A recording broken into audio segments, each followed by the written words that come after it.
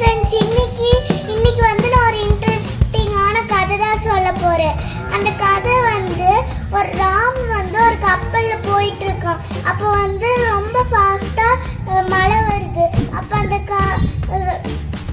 Ship வந்து மூழ்கி ராம் தண்ணிக்குள்ள விழுந்துட்டான். ஆனா காடோட பிளெஸிங்ல அவன் வந்து சீ ஷோர்ல வந்துட்டான். அவனுக்கு அங்க வந்து என்ன செய்யணும்னு தெரியல.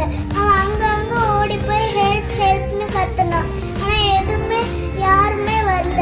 அதனால நைட்டு திரும்பி அங்கே படுத்துக்கிட்டான். அப்ப வந்து நாளைக்கு காலையில நிறைய நாள் அந்த மாதிரி போயிட்டே இருந்தது.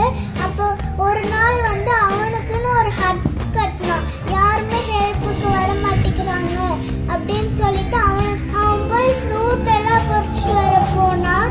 அப்போ வந்து அந்த நைட் அங்கேயே தங்கினான். நாளைக்கு காலையில வந்து வெளியே ஒரு வேலை செஞ்சுட்டு இருந்தான்.